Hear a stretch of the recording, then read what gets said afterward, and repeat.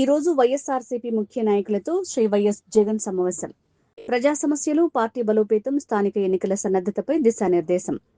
ఈ సమావేశంలో రీజనల్ కోఆర్డినేటర్లు, జిల్లా పార్టీ అధ్యక్షులు, 175 అసెంబ్లీ వర్గాల సమన్వయకర్తలు, రాష్ట్ర ప్రధాన కార్యదర్శులు, స్టేట్ డిప్యూటీ జనరల్ సెక్రటరీలు పాల్గొన్నారు. రాష్ట్రంలో నెలకొన్న ప్రజా సమస్యలు, పార్టీ బలోపేతం, స్థానిక సంస్థల ఎన్నికలకు సన్నద్ధత, తాజా రాజకీయ పరిణామాలు, ఎస్ఐఆర్ ప్రక్రియ తదితర కీలక అంశాలపై సమావేశంలో విస్తృతంగా చర్చించారు. ఈ అంశాలపై పార్టీ నాయకులకు శ్రీ వైఎస్ జగన్ దిశానిర్దేశం చేశారు.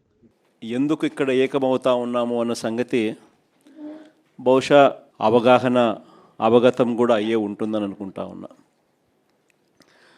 ఎందుకంటే స్థానిక సంస్థలకు సంబంధించి జరగబోతా ఉన్నట్టుగా ప్రభుత్వం ప్రకటనలు చేస్తూ ఉన్న నేపథ్యంలో మనం కూడా స్థానిక సంస్థల ఎన్నికలకు సంబంధించి సీరియస్గా తీసుకోవాల్సిన అంశం మీద గట్టిగా చెప్పడం కోసం మళ్ళీ ఒకసారి మనం అంతా కూడా ఇక్కడ సమావేశం అవుతా ఉన్నాం. ఎన్నికలు జరుగుతాయా జరగవా పక్కన పెడదాం.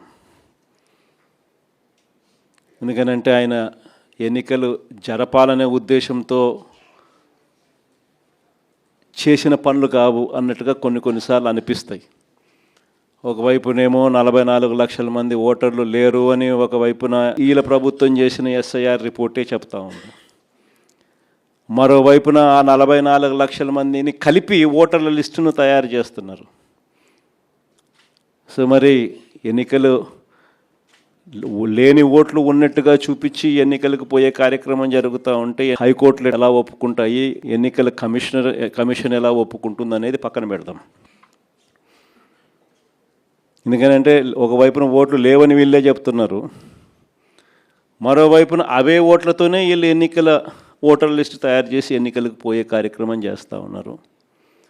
అంటే లేని ఓట్లను ఉన్నట్టుగా ఓటర్ లిస్టు తయారు చేసుకొని ఎన్నికలకు పోవడం అన్నది చట్ట ప్రకారం నేరం. ఎందుకంటే గోస్ట్ ఓట్స్ను వీళ్ళే దొంగ ఓట్లక వీళ్ళే వేసుకునే ప్రమాదం పొంచి ఉన్నది అని క్రిస్టల్ క్లియర్గా కనిపిస్తూ ఉన్న నేపథ్యంలో, రెండో వైపున బీసీలకు సంబంధించి 34% రిజర్వేషన్స్ అని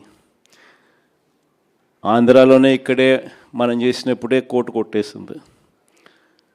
కోర్టు కొట్టేసినా కూడా అది వేరే విషయం. మనం అంతకన్నా ఎక్కువగానే స్థానిక సంస్థల్లో మనం బీసీలకు ప్రాధాన్యతలు ఇచ్చటం. కానీ ఒకవైపున కోర్టు కొట్టేసిన జడ్జిమెంట్లు ఇక్కడే ఉండగానే మరోవైపున ఈయన అదే జీవో మళ్ళా ఇచ్చి మళ్ళీ ఎన్నికలకు పోతా ఉన్నాడు. అంటే దాని అర్థం ఏంది? ఒక లా ఆల్రెడీ ఒకటి ఉంది, దానికి వయలేషన్, ఆ లాకు వయలేషన్ అని తెలిసి ఈయన వయలేట్ చేస్తూ ఎన్నికలకు షెడ్యూల్ ఇచ్చినాడు. అంటే కోర్టులు ఆటోమేటిక్లీ ఇంటర్వ్యూన్ అవుతాయి, ఆటోమేటిక్లీ కోర్టులు తనను తప్పులు పడతాయి, ఆటోమేటిక్లీ ఎలక్షన్స్ ఇది లేకుండా ఇది సరిదిద్దుకొని చేయాలి అని చెప్పి గట్టిగా చెబుతుంది అని కూడా అయినా ఇచ్చినాడు. కాబట్టి ఈయన ఉద్దేశం అసలు ఎలక్షన్ జరుపుతాడా జరపడా అనేది ఒక క్వశ్చన్ మార్క్ ఏరియాగా ఉంది. అసలు ఎన్నికలు నిజంగా జరపాలని చంద్రబాబు నాయుడు ఉన్నాడా, ఎన్నికలు జరపకూడదని చంద్రబాబు నాయుడు ఉన్నాడా అనేది ఒక నిజంగానే ఒక క్వశ్చన్ మార్క్ ఏరియాగానే ఉంది. సరే, అది పక్కన పెడదాం. ఎన్నికలు జరుగుతాయనే అనుకొని ముందుకు పోదాం. మనం ఎన్నికలు జరుగుతాయని వాళ్ళు చేస్తూ ఉన్న ప్రకటనల మేరకే మనం కూడా సన్నద్ధంగా ముందుకు పోయే కార్యక్రమం చేయాల్సిన అవసరం ఉన్న పరిస్థితిలో మనం అడుగులు ముందుకు వేస్తూ ఉన్నాం. ఇలాంటి నేపథ్యంలో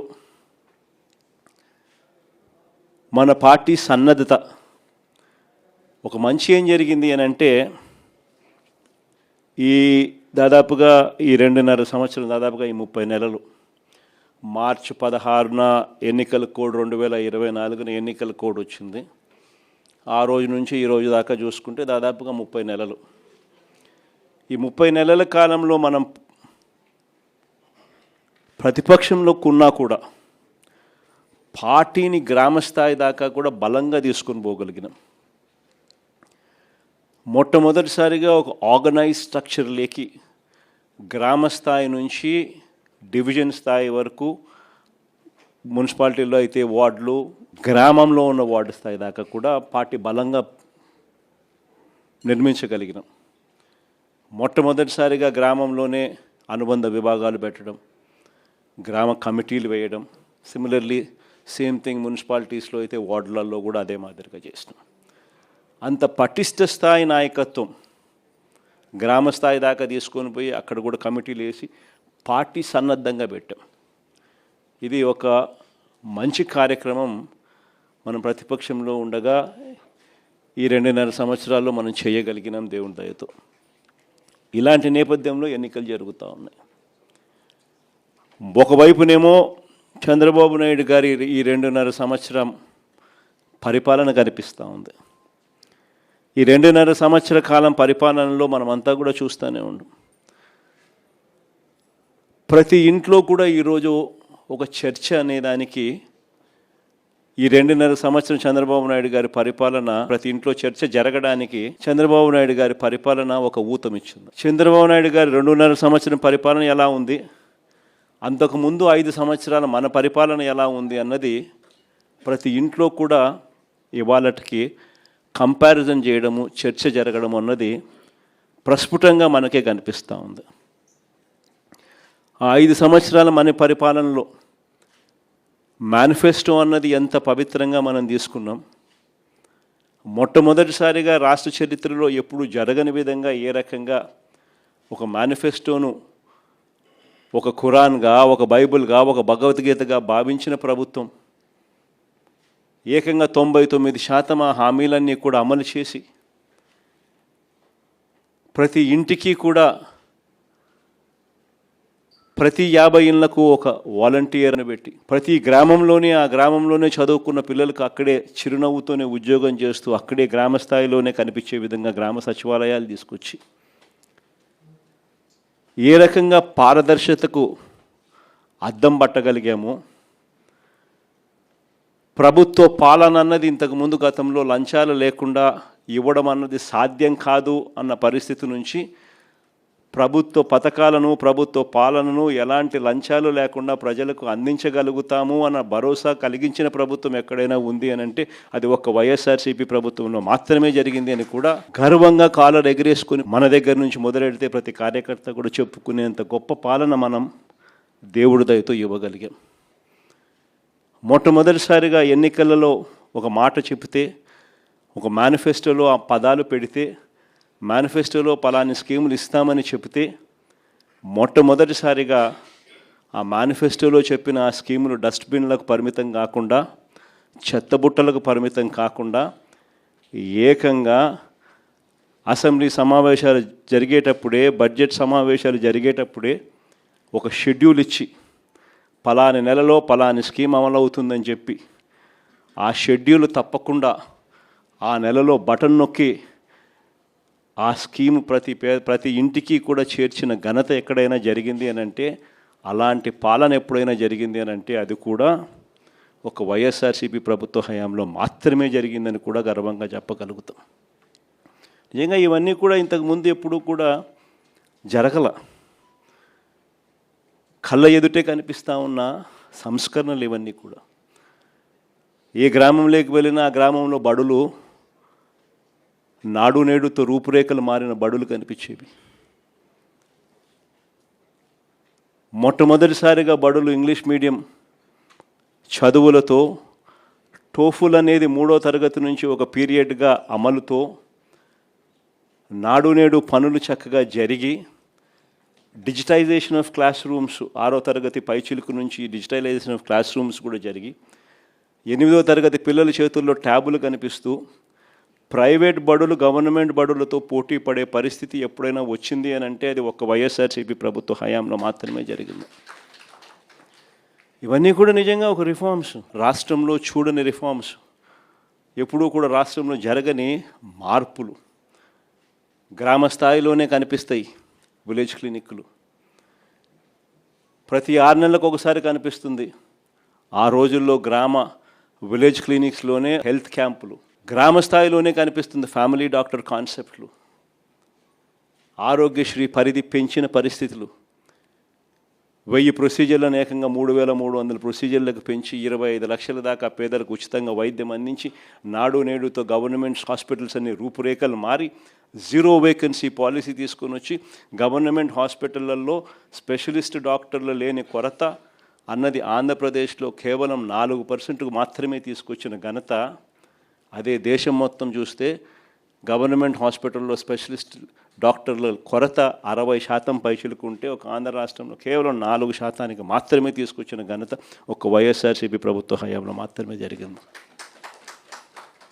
ఇవన్నీ కూడా ఒక చరిత్రే. కళ్ళ ఎదుటే ఏ పంటకు గిట్టుబాటు ధర రాక రైతులందరూ రోడ్డెక్కుతా ఉన్న ఈ 2.5 సంవత్సర పరిపాలన ఒకవైపున మనం చూస్తూ ఉండగా 5 సంవత్సరాల మన పరిపాలనలో ఏ రైతు రోడ్డెక్కాల్సిన అవసరం లేకుండానే గ్రామ స్థాయిలోనే ఓ ఆర్బీకే, అందులో ఒక అగ్రికల్చర్ గ్రాడ్యుయేటు, రైతును చెయ్యి పట్టుకుని నడిపించే ఆర్బీకే వ్యవస్థ, ప్రతి ఎకరా ఈ క్రాపు, రైతులకు ఉచిత పంటల బీమా, ఆ ఈ క్రాప్తో ముడిపెట్టి ప్రతి ఆర్బీకే పరిధిలోనూ కూడా ఒక పోస్టర్, ఆ పోస్టర్లో గిట్టుబాటు ధరలు నిర్దేశించి ప్రింట్ కొట్టి పెట్టడం, ఏ పంటకు ఏ గ్రామంలో ఆ గిట్టుబాటు ధర రాకపోయినా కూడా వెంటనే ఆర్బీకే పరిధిలో ఉన్న ఆ ఆర్బీకే అసిస్టెంట్ సీఎం యాప్ అని continuous monitoring of agricultural price and procurement అని యాక్టివేట్ చేయడం, జాయింట్ కలెక్టర్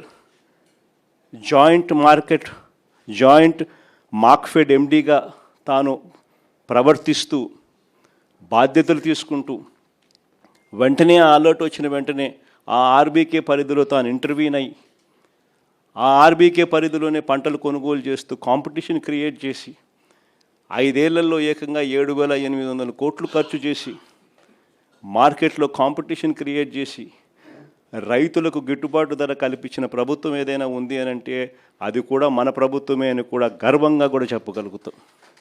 ఇవన్నీ కూడా రూపురేఖలు మార్చే సంస్కరణలు, కళ్ళ ఎదుటే ప్రతి గ్రామంలోనూ కనిపిస్తూ ఉన్న సంస్కరణలు. సుపరిపాలన అయితేనేమి, మహిళా సాధికారత అయితేనేమి, స్కూల్స్ అయితేనేమి, విద్య అయితేనేమి, వైద్యం అయితేనేమి, ఇవన్నీ కూడా ఎప్పుడు జరగని విషయాలు. కళ్ళెదుటే రాష్ట్రంలో 17 కొత్త మెడికల్ కాలేజీలు, కళ్ళెదుటే రాష్ట్రంలో కొత్తగా 4 పోర్టులు, కళ్ళెదుటే రాష్ట్రంలో కొత్తగా 10 ఫిషింగ్ హార్బర్లు, కళ్ళెదుటే కొత్తగా కర్నూలులో కొత్త ఎయిర్పోర్టు, కడపలో కొత్త ఎయిర్పోర్టు, విశాఖపట్నంలో ఇంకొక కొత్త ఎయిర్పోర్టు కళ్ళెదుటే కనిపిస్తూ ఉన్నాయి. ఇవన్నీ కూడా శ్రీకాకుళం లాంటి మారుమూల జిల్లాలలో మొట్టమొదటిసారిగా డయాలసిస్కు వైద్యం చేసిన ప్రభుత్వం ఏదైనా ఉందని అంటే అది ఒక వైఎస్ఆర్సీపీ ప్రభుత్వ హయామే.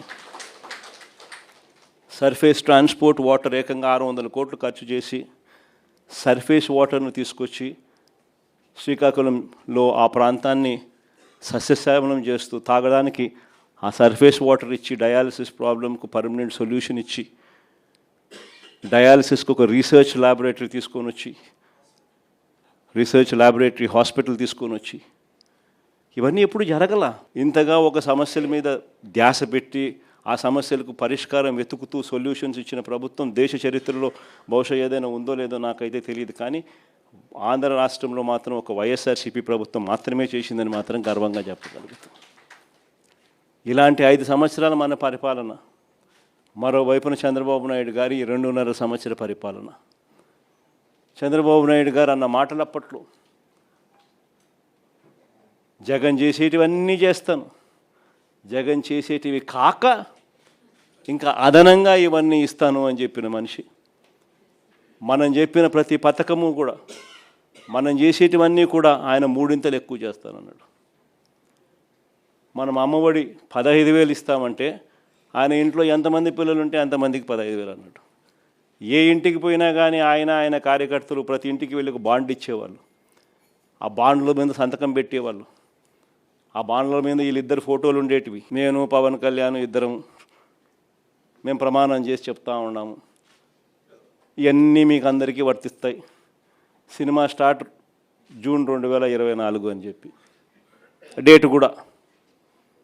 ఇంటింటికి ఎవరింటికి పోయినా కూడా జగన్ 15,000 కదమ్మా ఇస్తూ ఉన్నాడు అమ్మఒడి కింద, మీ ఇంట్లో ఎంతమంది మా పిల్లలు? ఒకరా, ఇద్దరా, ముగ్గురా, నలుగురా? నీకు 15,000, నీకు 15,000, నీకు 15,000 స్టార్ట్. ఆ నుంచి స్టార్ట్ అయితే మనం చేసేది ఇంత, ఆయన చెప్పింది మూడింతలు. మనం ఏం చెప్తా ఉంటుంది? చేయూత కింద ప్రతి 45 ఏళ్ళ వయసు నిండిన ప్రతి అక్కను చెయ్యి పట్టుకొని నడిపిస్తూ, ఆ అక్కకు తోడుగా ఉంటూ 18,750 ప్రతి అక్కకు ఇస్తూ, 4 ఏళ్ళలో 75,000 రూపాయలు ఇస్తూ, వాళ్ళని అమూల్ను తీసుకొని వచ్చి, ఐటీసీ తీసుకొని వచ్చి, ప్రాక్టర్ అండ్ గ్యాంబుల్ తీసుకొని వచ్చి, రిలయన్స్ని తీసుకొని వచ్చి, ఇలాంటి మల్టీనేషనల్ కంపెనీలు తీసుకొని వచ్చి బ్యాంకుల లింకేజ్ ఇచ్చి వాళ్ళందరినీ వాళ్ళ కాళ్ళ మీద నిలబెట్టించే కార్యక్రమం మనం చేస్తే, ఈయనేమన్నాడు? జగన్ ఇచ్చేదంతా మా 18,750. ప్రతి 50 ఏళ్ళు నిండిన ప్రతి అక్కకు, 50 ఏళ్ళు నిండిందా మీ అత్తకు, మీ అమ్మకు అని ఇంటికి వచ్చి అడిగేవాళ్ళు. 50 ఏళ్ళు నిండిన అత్తలున్నారా, 50 ఏళ్ళు నిండిన అమ్మలున్నారా? అయితే వాళ్ళకు 48,000, నెల నెల 4,000 పెన్షన్. నిరుద్యోగ భృతి, ఏ పిల్లోడు కనపడినా నిరుద్యోగ భృతి నెల నెల 3,000. ఏ పిల్లాడు కనపడినా సంవత్సరానికి 36,000. జగన్ ఇవ్వలేదు కదమ్మా, మేము ఇస్తాము. ఏ పథకం అన్నా తీసుకోండి, 50 ఏళ్ళకి పెన్షన్ కానివ్వండి, నిరుద్యోగ భృతి కానివ్వండి, లేదా ప్రతి మహిళకు 18 ఏళ్ళు నిండిన ప్రతి మహిళకు జగన్ ఇవ్వండి మేము ఇస్తూ ఉన్నామమ్మా. 18 ఏళ్ళు నిండిన ప్రతి మహిళకు నెల నెల 1,500, సంవత్సరానికి 18,000. ఇలా ఎన్ని బాండ్ల రూపకంలో పెట్టి ఆడబిడ్డ నిధి అని అంటూ, నిరుద్యోగ భృతి అంటూ, 50 ఏళ్ళకే పెన్షన్ అంటూ, రకరకాల పద్ధతుల్లో రకరకాల విధంగా మనం ఇచ్చే వాటికన్నా మూడింతలు ఎక్కువ ప్రామిస్ చేయడం, ప్రతి ఇంటికి బాండ్లు వేయడం, ప్రతి ఇంటికి వెళ్ళి ఆ బాండ్లు సంతకాలు పెట్టిన బాండ్లు అందరికీ ప్రతి ఇంటికి ఇచ్చి మభ్యపెట్టడం, మోసం చేయడం, ఇవన్నీ కూడా జరిగాయి. ప్రజలు మోసపోయినారు, ప్రజలు నమ్మినారు, ప్రజలు ఇవాళ తెలుసుకున్నారు. ఈ 2.5 సంవత్సర కాలంలో ప్రజలు అందుకనే ప్రతి ఇంట్లో బేరీజు వేస్తూ ఉన్నారు. మన వైఎస్ఆర్సీపీ ప్రభుత్వ హయాంలో ఎలా పరిపాలన జరిగింది, ఇప్పుడు ఎలా జరిగింది అని చెప్పి. ఈరోజు ఒకవైపున చంద్రబాబు నాయుడు చెప్పిన ప్రతి పథకము మోసం కింద తయారైన పరిస్థితులు ఒకవైపున ఉంటే, మరోవైపున చంద్రబాబు నాయుడు గారి అరాచక పాలనలో, రెడ్ బుక్ రాజ్యాంగంలో వ్యవస్థలన్నీ కూడా పూర్తిగా కుప్పకూలిపోయినాయి. ఈరోజు స్కూళ్ళన్నీ కూడా శిథిలావస్థకు చేరిన పరిస్థితులు, హాస్పిటల్స్ అన్నీ కూడా శిథిలావస్థకు చేరిన పరిస్థితులు, ఆరోగ్యశ్రీ, ఫీజు రీయింబర్స్మెంట్ వంటి బకాయిలు ఏకంగా పేరుకుపోయి పిల్లలు చదువులు మానేస్తూ ఉన్న పరిస్థితులు, పేదవాడు హాస్పిటల్కి పోలేని పరిస్థితులు ఈరోజు కనిపిస్తూ ఉన్నాయి. వ్యవసాయం పూర్తిగా తిరోగమనం, ఏ పంటకు గిట్టుబాటు ధరలు రాక రైతులు తెగమ్ముకుంటా ఉన్న పరిస్థితులు, ఆర్బీకేలు నిర్వీర్యం, ఈ క్రాప్ నిర్వీర్యం, ఉచిత పంటల బీమా నిర్వీర్యం, వ్యవస్థలన్నీ పూర్తిగా కుప్పకూలిపోయినాయి. మరోవైపు మహిళా సాధికారత చూస్తే చివరికి స్కీముల కథ దేవుడెరుగు, మనం ఇస్తా ఉన్న స్కీములు రద్దు కావడం దేవుడెరుగు, వీళ్ళు ఇస్తామని చెప్పిన హామీలు మోసంగా తేలడం అన్నది దేవుడెరుగు. చివరికి మహిళలకు 0 వడ్డీ సైతం కూడా ఎగరగొట్టి మహిళలను రోడ్డు పాలు చేసిన పరిస్థితి ఈరోజు కనిపిస్తూ ఉంది. ఇవన్నీ ఒకవైపున కనిపిస్తూ ఉన్నాయి. మరోవైపున చూస్తే ఎవరైనా క్వశ్చన్ చేస్తే, ఎవరైనా ప్రశ్నిస్తే వినిపించేది ఏమిటి అని అంటే కేసులు, అది అక్రమ కేసులు. ఎవరి మీదైనా కానీ అక్రమ కేసులు, ఎవరినైనా కూడా భయంతో వాళ్ళని లొంగ తీసుకునే కార్యక్రమాలు ఇవి కనిపిస్తూ ఉన్నాయి. ఇలాంటి పాలనకు మన పాలనకు మధ్య ఈరోజు ప్రతి ఇంట్లో చర్చ జరుగుతూ ఉన్న నేపథ్యంలో ఈ ఎన్నికలు జరుగుతూ ఉన్నాయి. సో ప్రజల మన వైపు ఉన్నారు. ఫ్రీగా, ఫేర్గా ఎన్నికలు జరిగితే 2.5 సంవత్సరానికే చంద్రబాబు నాయుడు గారిని ప్రజలు ఇంటికి పంపించే విధంగా ప్రజలు మ్యాండేట్ ఇచ్చే ఎన్నికలు కాబోతాయి. కానీ మనందరికీ తెలిసిన ఎక్స్పీరియన్సే, మనందరికీ తెలిసిన విషయాలే. చంద్రబాబు నాయుడు ఫ్రీగా, ఫేర్గా ఎన్నికలు జరగనివ్వడు అని చెప్పి, ఇవన్నీ మనందరికీ తెలిసిన విషయాలే. మొన్ననే మనం చూసినాం, ఉప ఎన్నికలు జరిగినప్పుడు ఎంపీటీసీ, ఎంపీపీల ఎన్నికలు కానీ, మున్సిపాలిటీలు కానీ, జెడ్పీ చైర్మన్లు కానీ మన కళ్ళ ఎదుటే మనం అంతా చూసాం. మేయర్లు కానీ బలవంతంగా ఏ మాదిరిగా అధికార దుర్వినియోగం చేసి చంద్రబాబు నాయుడు గారు ఏ రకంగా దౌర్జన్యం చేసి, ప్రలోభాలు పెట్టి దౌర్జన్యం చేసి ఏ రకంగా ఎన్నికలు రిగ్ చేసే కార్యక్రమం చేసాడో మనమంతా కూడా చూసాం. ఇలాంటి పరిస్థితుల్లో ఎన్నికలు జరుగుతూ ఉన్నాయి. నేను అందుకనే ఇక్కడ ఎన్నికల విషయంలో జాగ్రత్తలు తీసుకోవాల్సిన అవసరం చాలా ఉంది. ఎన్నికల్లో ప్రతి ఒక్కళ్ళం కూడా ఆషామాషిగా తీసుకోవాల్సిన ఎన్నిక కానే కావు. ఎక్కడైనా ఏ కాన్స్టిట్యున్సీలో అయినా కూడా ప్రతి ఒక్కరూ గుర్తుపెట్టుకోవాల్సింది ఏంటంటే కార్యకర్తల కోసం మనం నిలబడే ఎన్నిక ఈ ఎన్నికలు అనేది ప్రతి ఒక్కరూ గుర్తుపెట్టుకోవాలి. గెలుపు ఓటమి పక్కన పెట్టేసేద్దాం. చంద్రబాబు నాయుడు గారు దౌర్జన్యాలు ఏం చేస్తాడో, ఎలా చేస్తాడో, ఏం చేస్తాడో, ఏ మేరకు చేస్తాడో వేరే విషయం. కానీ ఆ కార్యకర్తకు దౌర్జన్యం చేసిన మా నాయకుడు మాకు తోడుగా ఉన్నాడు అన్న భరోసా ఆ కార్యకర్త కలగాల.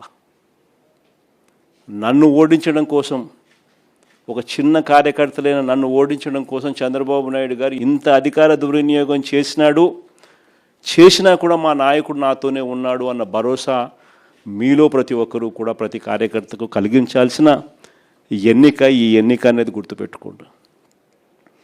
అలా భావన వచ్చినప్పుడే రేపొద్దున మీ ఎన్నికల్లో ఆ కార్యకర్త మీకోసం రెట్టించిన ఉత్సాహంతో మీకోసం పనిచేస్తాడు అన్నది ప్రతి ఒక్కరూ గుర్తుపెట్టుకోవాల్సిన అంశం. ఇక్కడ ఈ విషయంలోనే చెప్తా ఉన్నా, చంద్రబాబు నాయుడు గారు డైరెక్ట్ ఎలక్షన్స్ కూడా పెట్టడానికి కూడా అనౌన్స్మెంట్స్ చేస్తూ ఉన్నాడు. ఒక రకంగా ఇది మనకు మంచిది, నిజంగా డైరెక్ట్ ఎలక్షన్ జరగడం అన్నది కూడా. ఎందుకంటే కనీసం ఒక బలమైన అభ్యర్థి ఆ డైరెక్ట్ ఎలక్షన్స్లో పోటీలో గట్టిగా నిలబడితే ఆ మున్సిపాలిటీకి చైర్మన్గానో, లేకపోతే ఆ మండలానికి ఎంపీపీగానో, లేకపోతే జెడ్పీ చైర్మన్గా అయినా కానీ, లేకపోతే మేయర్గా అయినా కానీ, ఇంకొకటైనా ఎక్కడైనా కూడా ఒక బలమైన అభ్యర్థి అక్కడ పోటీలో నిలబడితే కనీసం మిగిలిన స్థానాలకు ఆ బలమైన వ్యక్తి సూపర్విజన్ ఉంటుంది, మానిటరింగ్ ఉంటుంది అన్నది మనకు కలిసి వచ్చిన అంశం. బలమైన అభ్యర్థులు అక్కడ పోటీలో ఖచ్చితంగా మనం కూడా నిలబెట్టాలి. మున్సిపాలిటీలకు కానీ డైరెక్ట్ ఎలక్షన్స్ కాబట్టి ఆ మండలానికి కానీ బలమైన క్యాండిడేట్ను మనం తీసుకొని వచ్చి పెట్టాలి. ఆ బలమైన క్యాండిడేట్ మిగిలిన వాళ్ళందరికీ ఆ మండలం పరిధిలో అయితే మిగిలిన ఎంపీటీసీలకు అయితేనేమి, లేదా మున్సిపాలిటీ పరిధిలో అయితే మిగిలిన కార్పొరేటర్లకు అయితేనేమి, వీళ్ళందరికీ కూడా ఆ మనిషి బలాన్ని ఇవ్వాలి. ఆ మనిషి సూపర్విజన్ చేయాలి. ఆ మనిషి సూపర్విజను, ఆ మనిషి బలాన్ని రెండింటినీ కూడా కార్యకర్తలకు ఇవ్వగలిగితే ఒక బలమైన క్యాండిడేట్ గెలుచుకొని వస్తాడు అనేది గుర్తుపెట్టుకోవాల్సిన అంశం. ఈ ఎన్నికల్లో మనం గెలిపించుకునేది మన కార్యకర్తలను. ఈ ఎన్నికలు జరగాల్సింది ఆ కార్యకర్తలకు భరోసా ఇచ్చే విధంగా జరగాలి. ప్రజల వాయిస్ వినిపించే విధంగా ప్రజలకు మనం తోడుగా నిలబడగలగాలి. అది ఖచ్చితంగా గుర్తుపెట్టుకోవాల్సిన అంశం. ఎక్కడైనా కూడా మీ నియోజకవర్గాలలో ఎక్కడైనా కూడా ఏకగ్రీవంగా ఎక్కడైనా ఎన్నిక జరిగితే మాత్రం నన్ను అడగాల్సిన పనిలా క్యాండిడేట్ ఆ తర్వాత ఎన్నికల్లో పోటీ చేయడని మీరే గుర్తుపెట్టుకోండి. ఎక్కడైనా పోటీ జరగకోకుండా ఏకగ్రీవంగా ఇడిచిపెట్టినారంటే మాత్రం ఆ తర్వాత క్యాండిడేట్ ఎమ్మెల్యే ఎలక్షన్లో క్యాండిడేట్ కాడు అనేది గుర్తుపెట్టుకోండి. అంత ప్రస్ఫుటంగా అంత క్రిస్టల్ క్లియర్గా చెప్తా ఉన్నా. ప్రతి చోట పోటీ జరగాల. ఎన్నికలు అయిపోయిన తర్వాత కూడా నేను రిపోర్ట్లు తెప్పించుకుంటా. మీ ఎమ్మెల్యే క్యాండిడేట్ ప్రతి చోట పోటీకి నిలబెట్టాడా, క్యాండిడేట్ నిలబెట్టలేదా అనేది పోటీ రిపోర్ట్లు తెప్పించుకుంటా. నిలబెట్టిన తర్వాత మీ ఎమ్మెల్యే క్యాండిడేట్ ఆ క్యాండిడేట్లకు ఏ విధమైన సపోర్ట్ ఇచ్చినాడు, సపోర్ట్ బాగా ఇచ్చాడా, బలంగా నిలబడ్డా మీతో పాటు, అవునా కాదా అన్న రిపోర్ట్లు కూడా తెప్పించుకుంటాం. ఖచ్చితంగా ఆ మేరకు పాజిటివిటీ మీ దగ్గర నుంచి రావాలి. ఈ ఎన్నికలు మనం మన కార్యకర్తల కోసం గట్టిగా నిలబడితేనే కార్యకర్తలు మన ఎన్నికల్లో మన కోసం గట్టిగా నిలబడతారు అన్నది ప్రతి ఎమ్మెల్యే క్యాండిడేట్ కూడా తన సిస్టంలోకి జీర్ణించుకోవాల్సిన అవసరం ఉన్న అంశం. వెన్నుపోటు పాలన అన్న దాని మీద మన గ్రామ కమిటీల దగ్గర నుంచి, మన అనుబంధ విభాగాల దగ్గర నుంచి ఇవన్నీ కూడా ప్రతి ఊర్లోనూ కూడా క్యాంపెయిన్కు పోవాల్సిన అంశాలు. ప్రతి ఊరిలో కూడా వీళ్ళకి మెటీరియల్ కూడా కావాలి. ప్రతి ఇంటికి వెళ్ళాలి. వెళ్ళినప్పుడు చంద్రబాబు నాయుడు గారి పాలన మన పాలనకు సంబంధించి తేడాలు ఇవన్నీ కూడా చెప్పగలగాలి. వాటికి సంబంధించిన అన్ని విషయాలు కూడా మీ ద్వారా పార్టీ క్యాడర్కు మొత్తం అందుబాటులోకి తీసుకొచ్చే కార్యక్రమం చేస్తున్నాం. మన గుర్తింపు కార్డ్స్ అన్నీ కూడా తయారైపోయాయి. దాదాపుగా 14-15 లక్షల గుర్తింపు కార్డులన్నీ కూడా మన క్యాడర్కి అంతా గ్రామ స్థాయి వరకు మనం ఏదైతే అనుబంధ విభాగాలు తీసుకుని పోయే కార్డులన్నీ కూడా తయారైపోయాయి. సో ఆ కార్డులు మనం డిస్ట్రిబ్యూట్ చేయడం కూడా ఇందులో భాగంగా కూడా మనం పెట్టుకోవచ్చు. మన ప్రోగ్రాంలలో జిల్లా స్థాయి, నియోజకవర్గ స్థాయి, మండల స్థాయి 3 స్థాయిలలో మనం మీటింగ్లు ఆర్గనైజ్ చేసి ఆ 3 స్థాయిలలో మనం కార్డ్స్ డిస్ట్రిబ్యూషన్ మన కార్యకర్తలకు ఇవ్వడమే కాకుండా ఈ కంటెంట్ కూడా జిల్లా స్థాయి, నియోజకవర్గ స్థాయి, ఆయా మండల స్థాయి, ఆయా మీటింగ్లలో ఒకవైపున కార్డులు మన క్యాడర్కు డిస్ట్రిబ్యూట్ చేయడం, రెండోది మెటీరియల్ కూడా ఆ క్యాడర్కు మనం డిస్ట్రిబ్యూట్ చేయడం, ఇవన్నీ కూడా కంప్లీట్ చేసుకోవచ్చు. ఇవన్నీ కూడా QR కోడ్తో కూడా ఉన్నాయి కాబట్టి ప్రతి క్యాడర్ కూడా తన ఫోన్లోనే డౌన్లోడ్ చేసుకునే వెసులుబాటు కూడా తనకు ఉంటుంది. ఇంకొకటి ఏమిటంటే వెరీ ఇంపార్టెంట్ విషయం ఏంటంటే ప్రతి నియోజకవర్గంలో కూడా ప్రతి MLA candidate legal cell, media cell ఈ రెండింటిని కూడా వెంటనే స్ట్రెంథన్ చేసుకోవాలి. ఎందుకంటే ఇంకా రాబోయే రోజుల్లో వీటికి ఎక్కువ పని ఉంటుంది. రాబోయే రోజుల్లో పోటీ జరగనివ్వకూడదు అని చంద్రబాబు నాయుడు ఆరాటపడతాడు. సో మన క్యాడర్ మీద, మన వాళ్ళ మీద, మన మనుషుల మీద ఎక్కువగా దౌర్జన్య కాండలు చేస్తాడు. వాటి విషయంగా మన క్యాడర్ను మనం ప్రొటెక్ట్ చేసుకోవాలి, మన కార్యకర్తలను మనం ప్రొటెక్ట్ చేసుకోవాలి.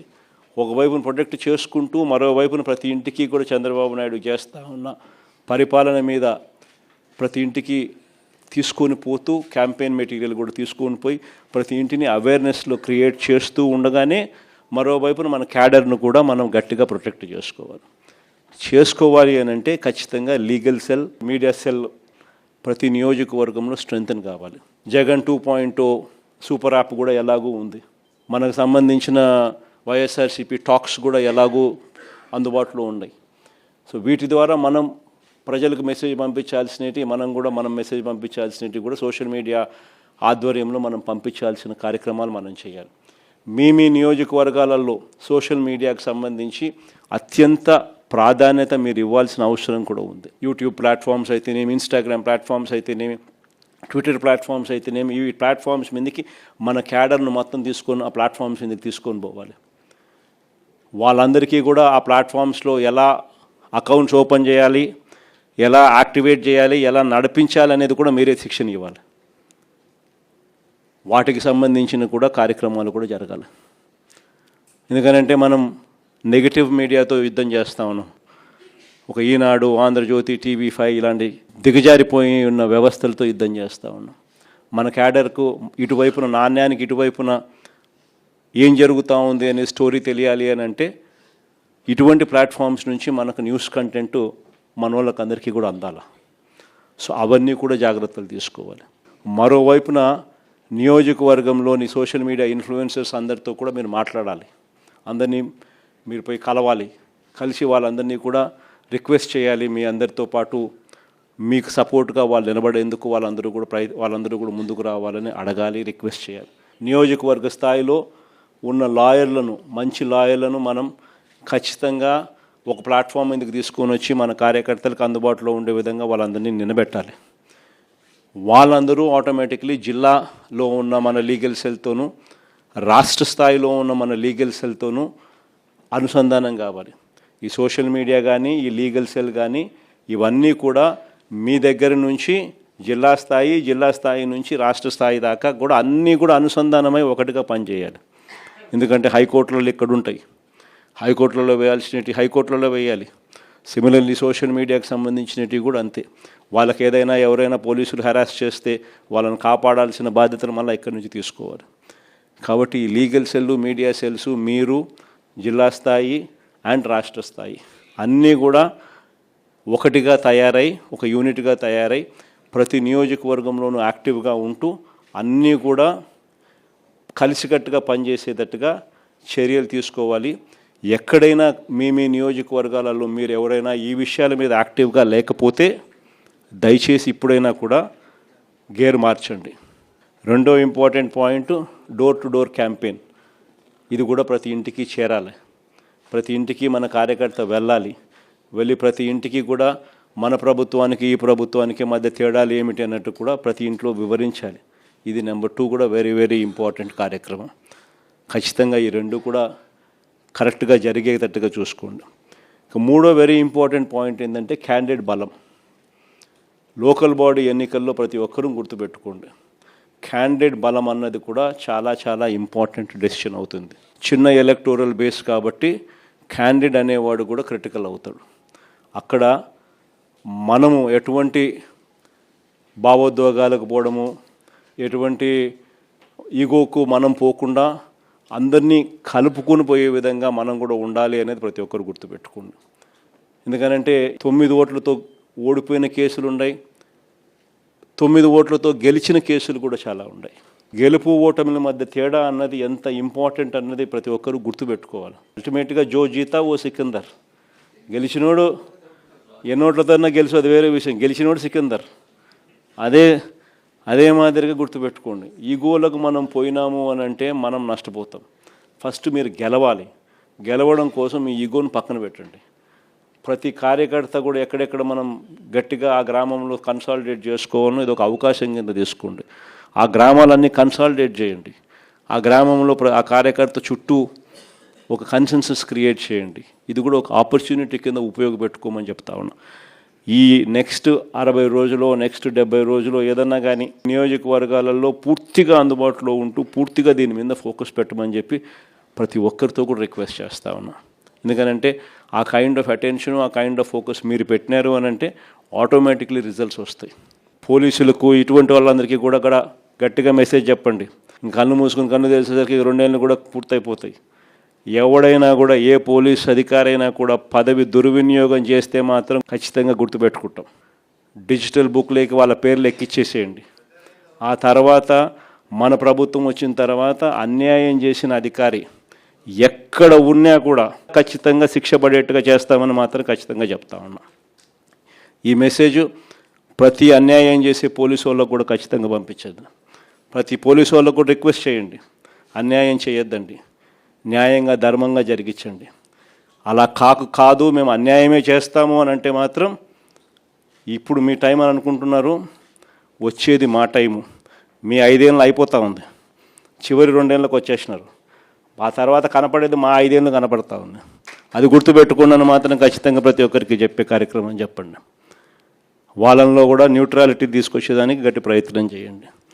ఆ తర్వాత కూడా వాళ్ళ న్యూట్రాలిటీ లేక రాకపోతే ఇంకా వాళ్ళ కర్మ, డిజిటల్ డైరీ లేక వాళ్ళ పేర్లు ఎక్కిచ్చేసేయండి.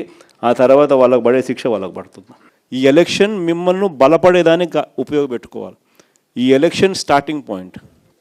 ఈ ఎలక్షన్తో మీరు క్యాడర్లోనూ ఇంకొక చోట మీరు అన్ని ఈగోస్ పక్కన పెట్టి ఒక తాటి మీదకి అందరినీ తీసుకొని వచ్చి వాళ్ళందరినీ మీరు పని చేయించుకునే విధంగా మీరు తయారు చేసుకునే ఎన్నిక అనేది గుర్తుపెట్టుకోండి. మీరు గెలవాలి అని అంటే 5 ఏళ్ళు కావాలి, పిడికిడి బిగించాలి. అన్ని ఏళ్ళు కలిస్తేనే మీరు గెలవగలుగుతారు. సో ఈ ఎలక్షన్ అనేది మిమ్మల్ని మీరు కలుపుకునే విధంగా రావాలి. ఎలక్షన్స్ పెద్ద మనిషిగా మీరు వ్యవహరించాలి. ఆ సానుకూలత మీకు రావాలి.